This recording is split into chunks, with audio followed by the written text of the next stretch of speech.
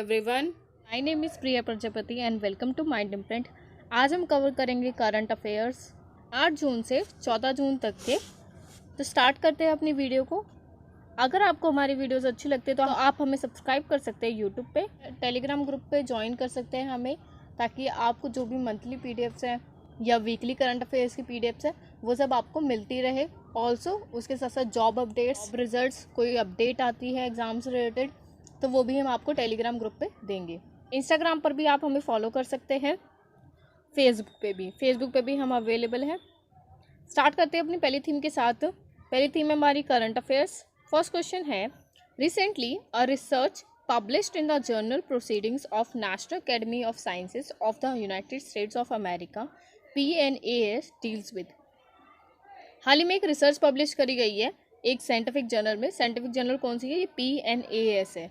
इसकी full form क्या है? Proceedings of the national academy of sciences of United states of America. ठीक है, तो अमेरिका की एक साइंटिफिक जर्नल है। उन्होंने हाल ही में एक रिसर्च पब्लिश करी है जो किससे रिलेटेड है? कोविड-19 से रिलेटेड है या मास एक्सटेंशन से रिलेटेड है, एनवायरमेंट प्रोटेक्शन से रिलेटेड है, किससे रिलेटेड है? वो मास एक्सटेंशन से रिलेटेड है।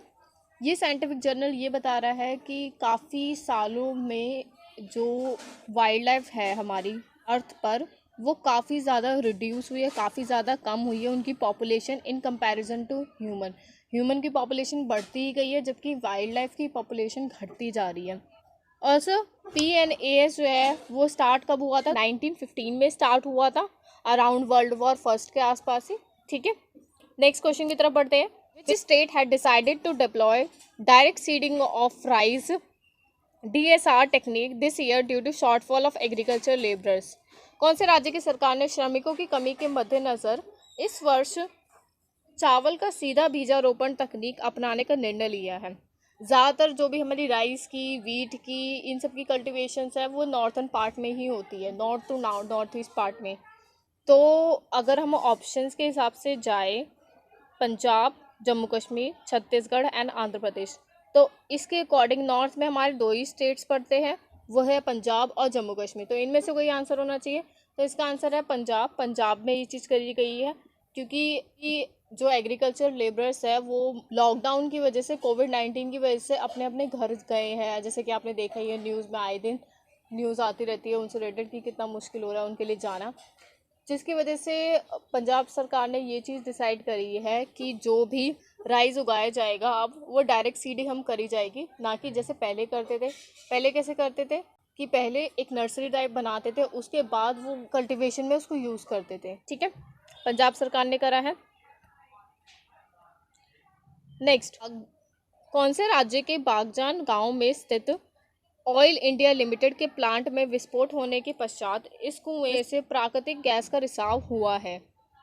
कौन से राज्य में ऐसा हुआ है कि ऑयल वेल जो है वो लीक हो गई है, उसके अंदर जो नेचुरल गैस थी वो लीक हो गई थी, तो लीक होने की वजह से आसपास के एरिया में फैली है और उसके बाद फिर उसने आग भी पकड़ ली। सबसे ज़्यादा सैड पार्ट जो है इस न्यूज़ का वो ये है कि जहाँ पर वो फैली है, जहाँ पर वो आग लगी है, वो डिब्रू साइखोवा नेशनल पार्क है असम में ही, उसके पास में लगी। नेक्स्ट क्वेश्चन की तरफ बढ़ते हैं। Recently in which UT 18th branch of CAT यानी कि central administrative tribunal was inaugurated? ये बनाया गया है जो हाल ही में नए यूटीज बने हैं जम्मू कश्मीर और लद्दाख में, उनमें बनाया गया है, यानी कि आंसर है इसका डी। देखिए, CAT जो है वो किसके लिए काम करती है? जो भी आप एग्ज़ाम्स देते हैं या आप किसी सर्विसेज में लगते हैं या किसी भी तरीके का रिक्रूटमेंट होता है, उसमें जो भी कंप्लेंट्स होती है या जो डिस्प्यूट्स होते हैं उसके लिए हम CAT को अप्रोच करते हैं। ठीक है, वो इन डिस्प्यूट्स को, जो भी यूनियन और स्टेट के बीच में जो भी डिस्प्यूट है regarding recruitment, services of persons, इनके रिगार्डिंग काम करती है।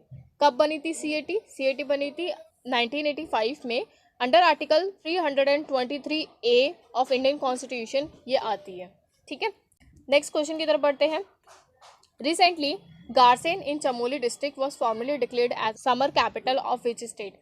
देखिए, अगर समर कैपिटल की बात हो रही है तो इसका मतलब कोई विंटर कैपिटल भी रही होगी, और अगर समर और विंटर कैपिटल अलग है तो इसका मतलब वो कहीं हिली एरिया में ही है, तभी विंटर से बचने के लिए वो कैपिटल शिफ्ट करेगी। जैसे हमने दरबार मूव में देखा था, दरबार मूव भी बेसिकली यही है, जम्मू कश्मीर में जम्मू और श्रीनगर, इनके बीच में कैपिटल जो है वो शिफ्ट होती थी जस्ट बिकॉज काफ़ी ज़्यादा एक्सट्रीम टेम्परेचर हो जाता था ठंड में। कौन सा स्टेट है?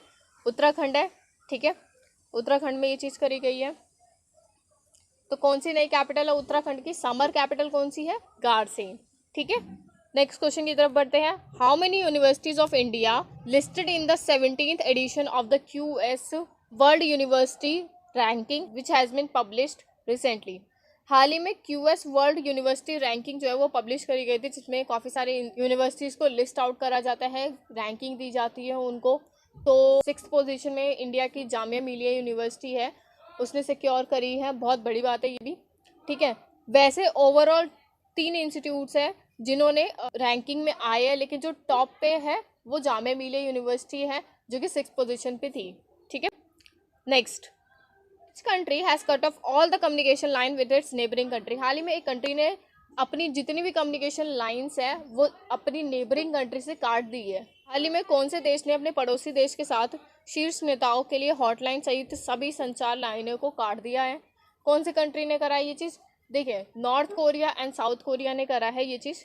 बेसिकली नॉर्थ कोरिया ने कट ऑफ करा है साउथ कोरिया से, क्योंकि साथ में है दोनों की दोनों कंट्रीज। ठीक है, नॉर्थ कोरिया की कैपिटल क्या है? प्योंगयांग। एंड साउथ कोरिया की कैपिटल क्या है? सियोल। ठीक है, नेक्स्ट क्वेश्चन की तरफ बढ़ते हैं।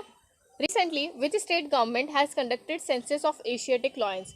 एशियाटिक लॉयंस का सेंसस जो हर 5 साल में एक स्टेट करवाता है वो करवाया गया है। एंड हाल ही में उसकी रिपोर्ट भी उन्होंने बताई है कि क्या रही है सिचुएशन। उसमें करीब 28% इंक्रीज़ हुआ है एशियाटिक लॉयंस में। एंड जैसे कि आपको पता है एशियाटिक लॉयंस जो है वो सबसे ज़्यादा फेमस कहाँ पर है इंडिया में? गिर नेशनल पार्क में है। गिर नेशनल पार्क कहाँ है? गुजरात में है। ठीक है, तो गुजरात ने ये सेंसस कराया है, उन्होंने बताया 28% इंक्रीज़ हुई है उनकी पॉपुलेशन। अराउंड 523 से 674 उनकी पॉपुलेशन हो गई है। ऑल्सो सबसे पहला लॉयन सेंसस कब कराया गया था? 1936 में करवाया था। और किसने करवाया था?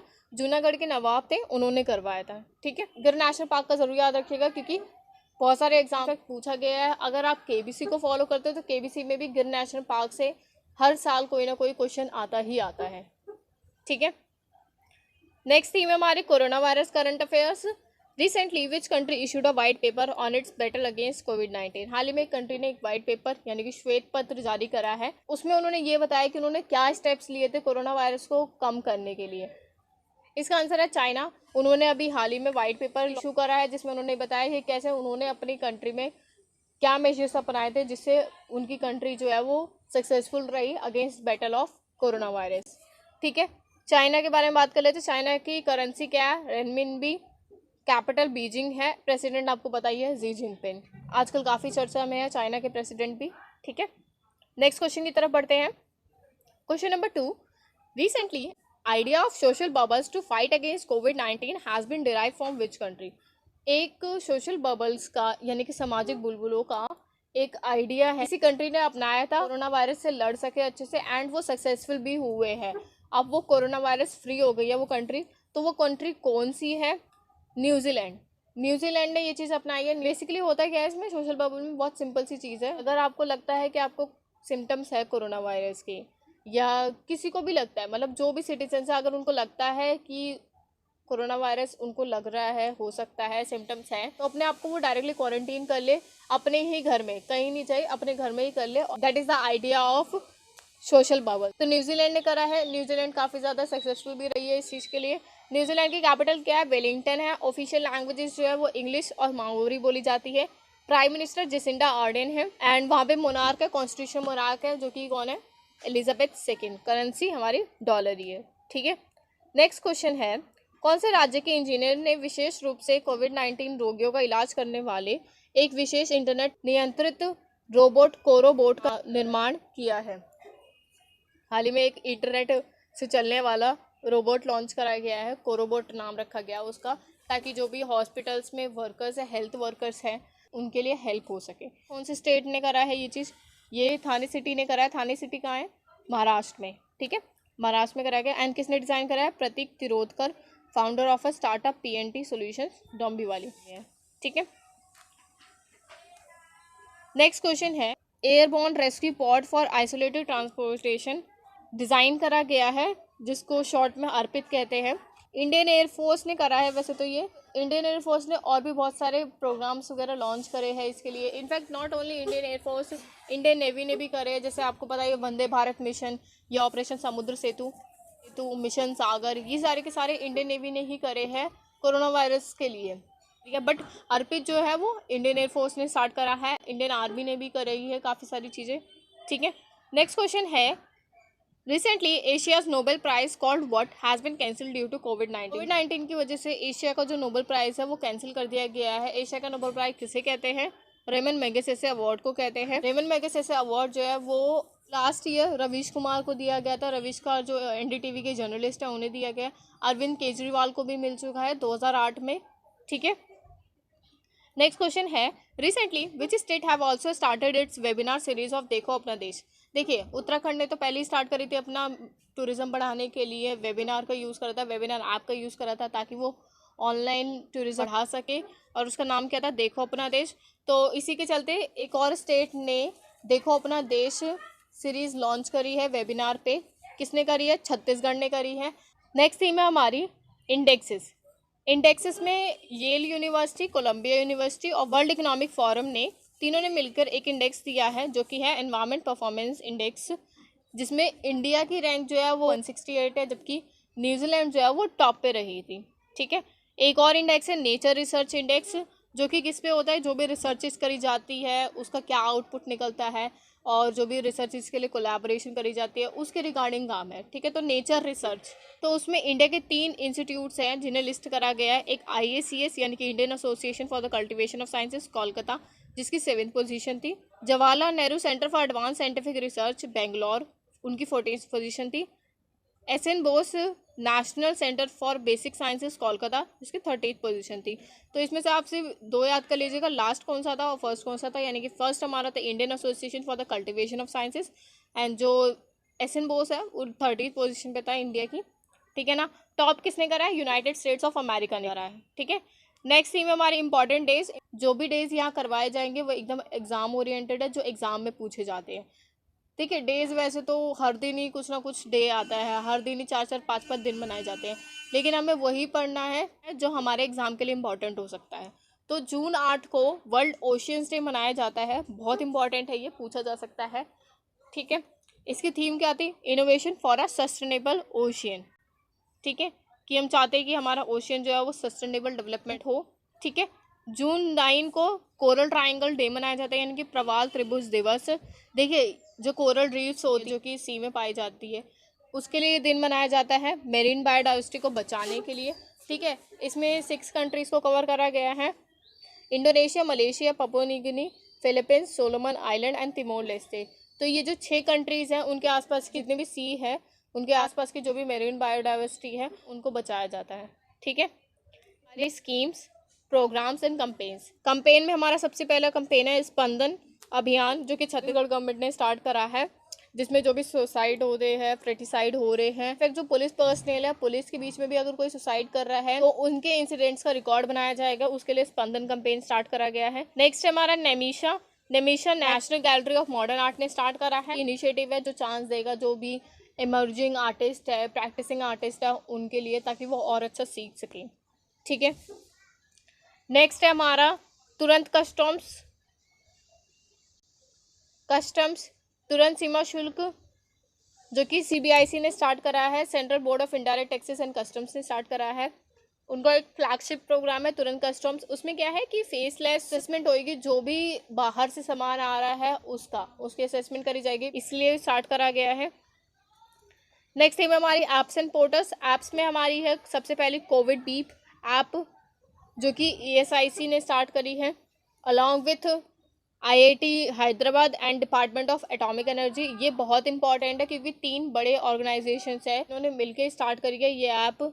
ये कंट्री का सबसे पहला wireless physiological parameter monitoring system बनेगा। जो भी कोरोना वायरस अफेक्टेड पेशेंट्स हैं उनके लिए है ये, उनको सुपरवाइज करने के लिए, उनको मॉनिटर करने के लिए, ठीक है। नेक्स्ट थीम है हमारी India's first online waste exchange platform. जो भी ऑनलाइन वेस्ट होता है उसके लिए आंध्र प्रदेश ने एक प्लेटफॉर्म लॉन्च करा है, ठीक है। तो ये थी हमारी आज की वीडियो, आपको पसंद आई हो। कोई भी सजेशंस हो, रिव्यूज़ हो, आप हमें ज़रूर दीजिएगा नीचे कमेंट करके, या हमें इंस्टाग्राम या टेलीग्राम ग्रुप पे आप हमें बता सकते हैं। हम ज़रूर उस पर काम करेंगे। तब तक के लिए stay home, stay safe, stay happy, stay learning. Thank you so much.